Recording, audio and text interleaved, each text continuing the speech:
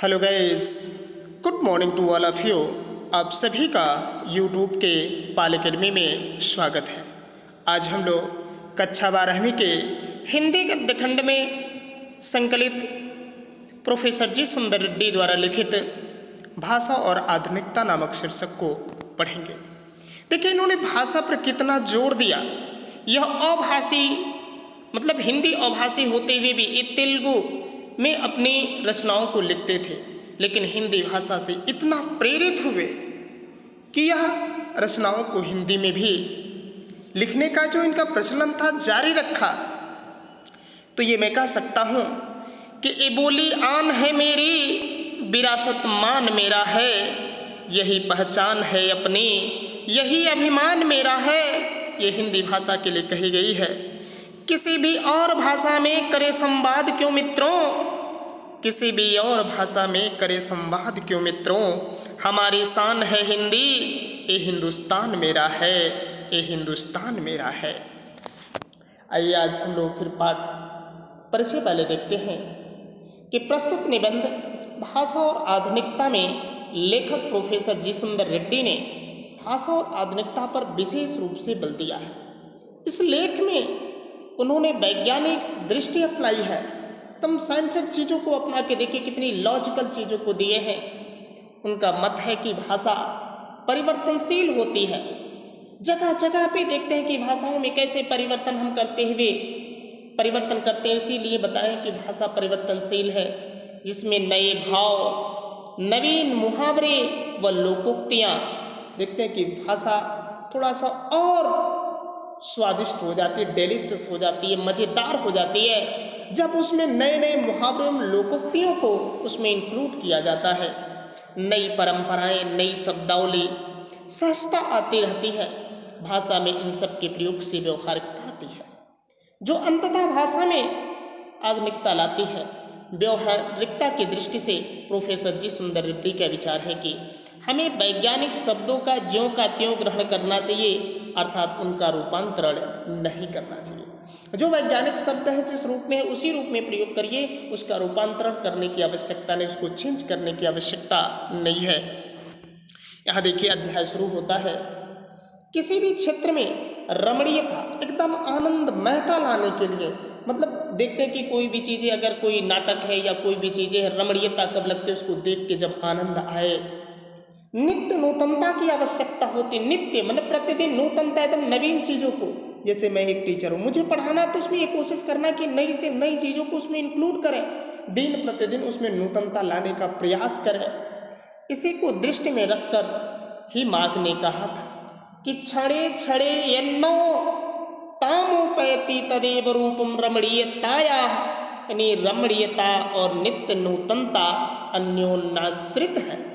यानी रमणीयता लाने, रमणीयता और प्रतिदिन नूतनता लाना दोनों एक दूसरे पे आश्रित है। क्यों?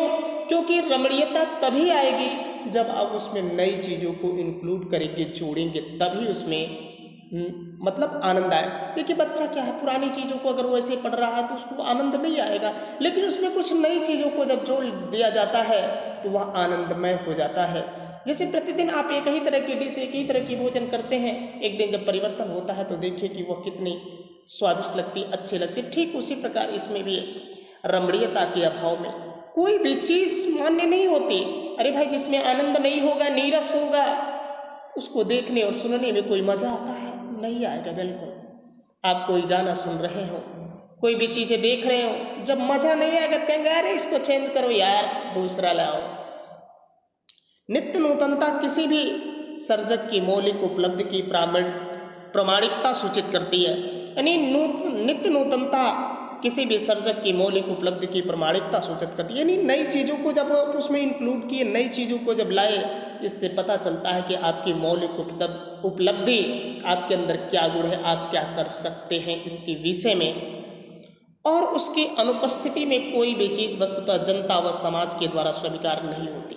जिसमें आनंद नहीं होता, जिसमें जो चीज़ें अच्छी नहीं लगती, उसे वस्तुतः न तो जनता न तो समाज कोई भी स्वीकार करना नहीं चाहता है।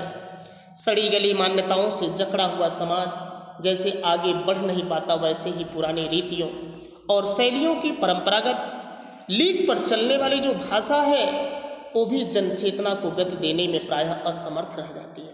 करे जिस प्रकार एकदम सड़ी गली जो मान्यताएं हैं कि हमको जो चीजें बस पुरानी बता दी गई कि ये करना है, उसी के अकॉर्डिंग जब हम चल रहे हैं तो समाज जहाँ का तहाँ है। आज हमारा देश क्या है, जहाँ का वही है, विकास के पथ पे नहीं बल्कि अवनति के पथ पे जा रहा है, उन्नति के पथ पे न जाके। क्योंकि हमको नई चीजें लानी है, नई विकसित चीज़ों को, नई तरह की खेती करनी है, नई तरीके से पढ़ाई करनी है, नई तरीके से हमको अपने व्यवसाय को करना है। हर चीज़ में कुछ ना कुछ नवीनता जब तक लाएंगे नहीं तब तक वह अच्छा नहीं हो पाएगा। और जब पुरानी एकदम पुरानी परंपराओं को बिल्कुल छोड़ना भी नहीं है बच्चों, ये ध्यान रहे, पुरानी परंपराओं को छोड़ना है, कुछ जो उसमें की महत्वपूर्ण चीज़ें उनको लेके चलिए और नवीनता के साथ उसको आगे बढ़िए। भाषा समची युग चेतना की अभिव्यक्ति का एक सशक्त माध्यम, एकदम बहुत ही स्पष्ट। जो भाषा है वह युग चेतना की अभिव्यक्ति का एक सशक्त माध्यम, अपनी बातों को किसी दूसरे तक पहुंचाने का सबसे अच्छा माध्यम है आपका भाषा। और ऐसी सशक्तता तभी वह अर्जित कर सकती है जब वह अपने युगानुकूल सही मुहावरों को क्या कर सके, ग्रहण कर सके। यानी जगह जगह पर शब्दों में सही मुहावरों का प्रयोग होगा तब वो आनंददायक होगा। भाषा सामाजिक भाव प्रकटीकरण की सुबोधता के लिए उद्दिष्ट है। यानी भाषा सामाजिक भाव को प्रकट करने के लिए एकदम सुबोध, एकदम समझिए कि शुरुआत की चीजें हैं, एकदम आसान है। बोध एकदम बच्चा से बच्चा भी भाषाओं में आसानी से समझ सकता है, उसे बोध का तेज पहली स्टेज होती है सीखने की। इसके अतिरिक्त उसकी जरूरत ही सोची नहीं जाती। इसकी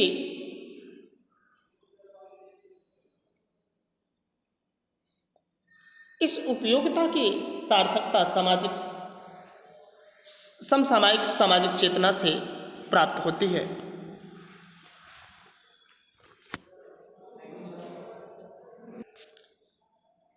द्रष्टव्य अनेक प्रकार की संलिष्टताओं की दुरूहता का परिहार करने में भी निहित है। करा कि द्रष्टव्य एकदम देख रहे हैं कि अनेक प्रकार की जो संलिष्टताएं हैं जो जुड़ी है उसकी दुरूहता का परिहार करने में एकदम निहित हुई है। कभी कभी अन्य संस्कृतियों के प्रभाव से और अन्य जातियों के संसर्ग से भाषा में नए शब्दों का प्रवेश होता है। नई चीज़ें मान लो कि नई संस्कृतियों के प्रभाव से या नई जातियों नई धर्मों में अगर हम सम्मिलित होते तो वहाँ पर भी हमें नई भाषा सीखने के लिए मिलती है। और इन शब्दों के सही प्रयाची शब्द अपनी भाषा में न प्राप्त हो तो उन्हें वैसे ही अपनी भाषा में स्वीकार करने में किसी भी भाषा भाषी को आपत्ति नहीं होनी चाहिए। बहुत अच्छे वक्तव्य प्रोफेसर जी सुंदर रेड्डी ने कहा, यदि कहीं से हम किसी भाषा को किसी चीज़ को सीख रहे हैं, यदि हमारी भाषा में उसके प्रवाची शब्द अच्छे नहीं मिल पा रहे हैं, जो उसमें रोचकता नहीं ला पा रहे हैं, तो जिस रूप में मैंने उसे पाया उसी रूप में हम अपनी भाषा में उसे स्वीकार करने के लिए कभी भी इनकार ना करें। यानी घमंड नहीं होना चाहिए कि हमने उससे ये नकल किया, ये चीज़ें प्राप्त किया। अरे ज्ञान जहाँ से भी मिले उसको अर्जित करने के लिए सीखिए। यही भाषा की सजीवता होती है। भाषा की सजीवता इस नवीनता को पूर्णतः आत्मसात करने पर ही निर्भर करती है। भाषा म्यूजियम की वस्तु नहीं है, केवल देखने की वस्तु नहीं है। म्यूजियम में जाएंगे लगी हुई वस्तुएं हैं, एकदम बेजान पड़ी हुई वस्तुएं कब की है, उसकी स्वतः सिद्ध एक सहज गति है, वो लगातार गतिशील है। भाषा म्यूजियम में लगे हुए वस्तुओं की तरह, म्यूजियम में आप जाते हैं संग्रहालय में, पुराने वस्तुओं वैसे की वैसे पड़ी। भाषा वैसी नहीं है, ये सदैव गतिशील है, जो सदैव नित्य नूतनता को ग्रहण कर चलने वाली है, एकदम प्रतिदिन इन नई चीज़ों को लेकर आगे बढ़ने वाली है। भाषा संस्कृत का एक अटूट अंग है। भाषा जो है संस्कृति के, सभ्यता के एक अटूट अंग है। संस्कृत परंपरा से निःसृत होने पर भी परिवर्तनशील और गतिशील है। उसकी गति विज्ञान की प्रगति के साथ जोड़ी जाती है। वैज्ञानिक आविष्कारों के प्रभाव के कारण अद्भुत नई संस्कृत हलचलों को शाब्दिक रूप देने के लिए भाषा के परंपरागत प्रयोग पर्याप्त नहीं है। इसके लिए नए प्रयोगों की, नई भाव योजनाओं को व्यक्त करने के लिए नए शब्दों को खोज की महती आवश्यकता है। हमें देखिए कि जो पुरानी भाषाएं मिल गई हैं, केवल उसी पे आश्रित नहीं होना, हमें नए शब्दों को खोजना है, अपने शब्द भंडार को बढ़ाना है, जिससे हम नए शब्दों का निर्माण कर, नए वाक्यों को, ऐसे रोचक वाक्यों को का निर्माण करें जो एकदम रमणीय हो। अब प्रश्न यह है कि भाषा में यह परिवर्तन कैसे संभव है। प्रश्न कि परिवर्तन कैसे संभव है। यत्न साध्य अथवा सहज सिद्ध। यत्न साध्य से हमारा तात्पर्य है कि भाषा को यागानुकूल बनाने के पीछे किसी व्यक्ति विशेष अथवा व्यक्ति समूह का प्रयत्न होना ही चाहिए। सहज सिद्ध से आशय इतना ही है कि भाषा की यह गति स्वाभाविक होने के कारण यह किसी प्रयत्न विशेष की अपेक्षा नहीं रखती। यदि उपलब्ध भाषा वैज्ञानिक आधारों पर पर्याप्त अनुशीलन करे तो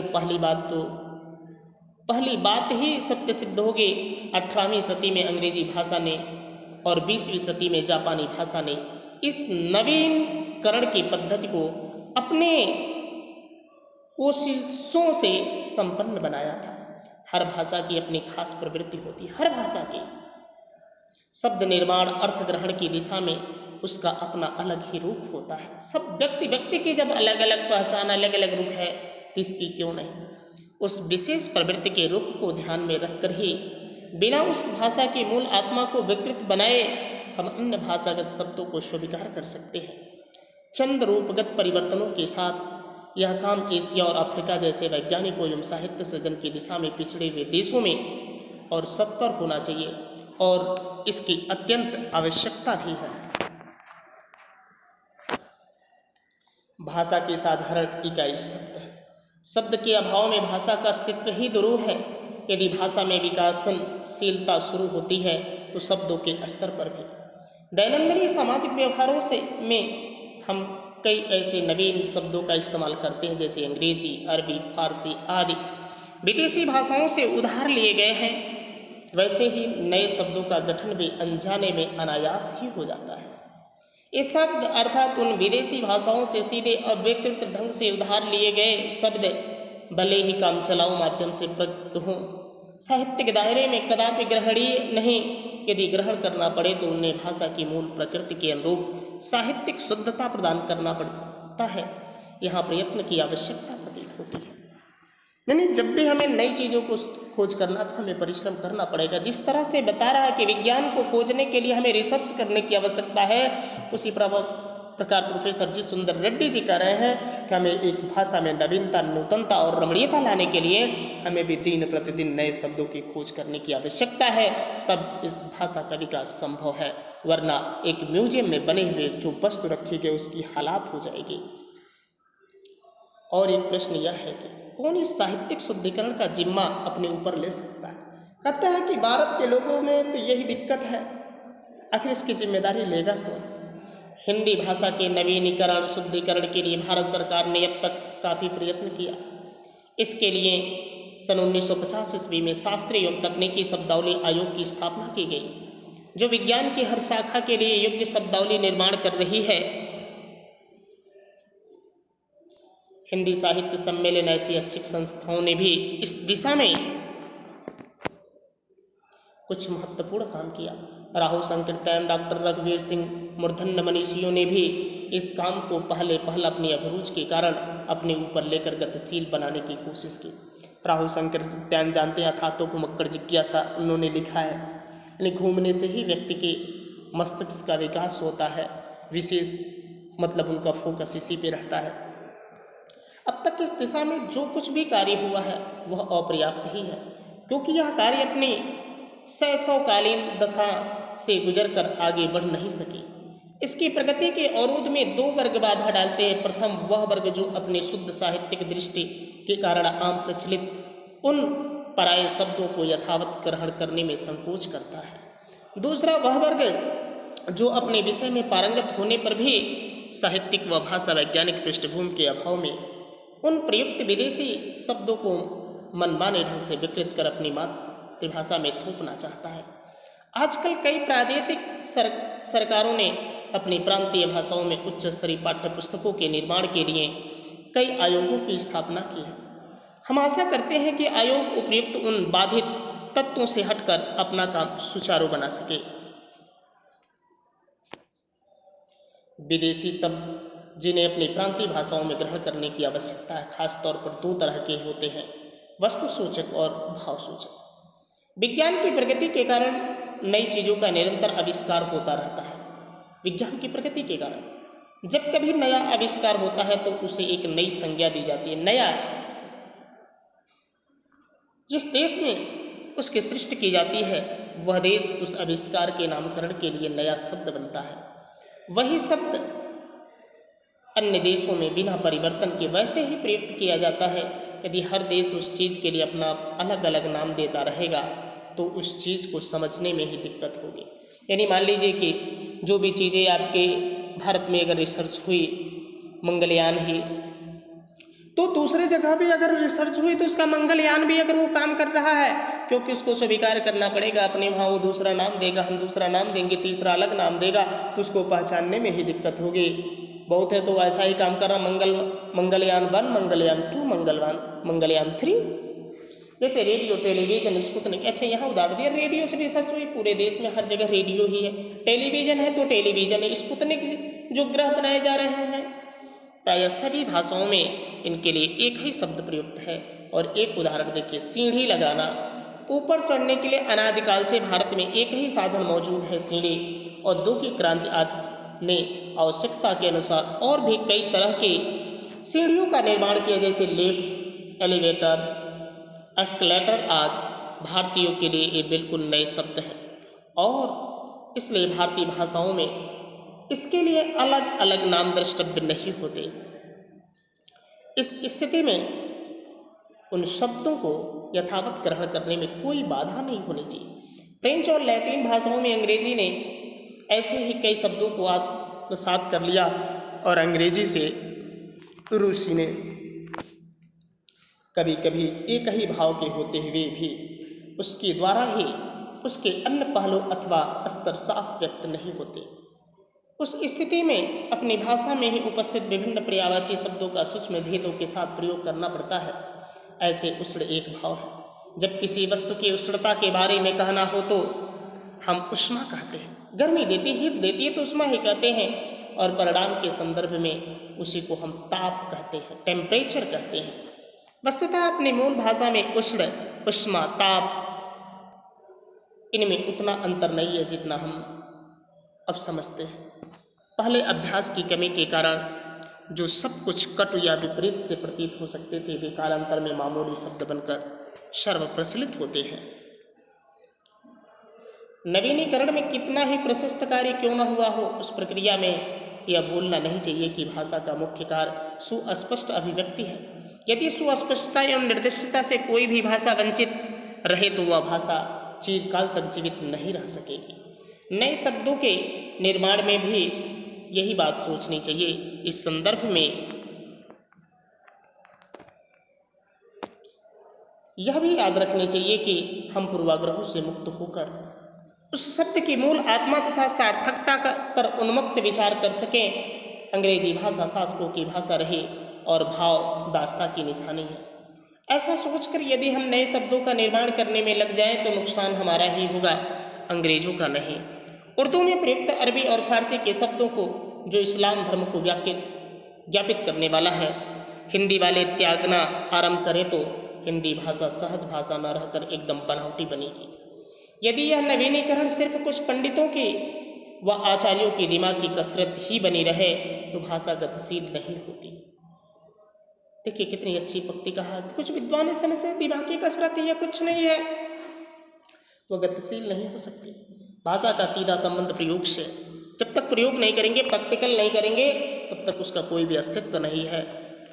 और जनता से यदि नए शब्द अपने उद्गम स्थान में ही अड़े रहें और कहीं भी उनका प्रयोग किया नहीं जाए तो उसके पीछे के उद्देश्य पर ही बेकुठारघात होगा।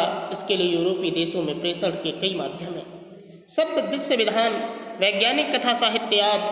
हम भारतीय भाषाओं में वैज्ञानिक कथा साहित्य प्रायः नहीं के बराबर है। किसी भी नए विधान की सफलता अंततः जनता के सम्मत व असम्मत के आधार पर निर्भर करती है और जनता में इस चेतना को उजागर करने का उत्तरदायित्व शिक्षित समुदाय एवं सरकार का होना चाहिए। भाषा में आधुनिकता लाने के लिए व्यवहारिक भाषा के स्वरूप का मानकीकरण करने के साथ साथ लिपि संबंधी सुधार भी आवश्यक है। भाषा के प्रयोग और उपयोग के साथ इन समस्याओं का समाधान जुड़ा हुआ है। संक्षेप में नए शब्द, नए मुहावरे, नई रीतियों के प्रयोग में युक्त भाषा को व्यवहारिकता प्रदान करना ही भाषा में आधुनिकता लाना है। दूसरे शब्दों में केवल आधुनिक युगीन विचारधाराओं के अनुरूप नए शब्दों के गढ़ने मात्र से ही भाषा का विकास नहीं होता, वरन नए पारिभाषिक शब्दों को, नए नूतन शैली प्रणालियों को व्यवहार में लाना ही भाषा को आधुनिकता प्रदान करना है। क्योंकि व्यवहारिकता ही भाषा का प्राण तत्व है। नए शब्द और नए प्रयोग का पाठ पुस्तकों से लेकर साहित्यिक पुस्तकों तक एवं शिक्षित व्यक्तियों से लेकर अशिक्षित व्यक्तियों तक के सभी कार्यकलापों में प्रयुक्त होना आवश्यक है।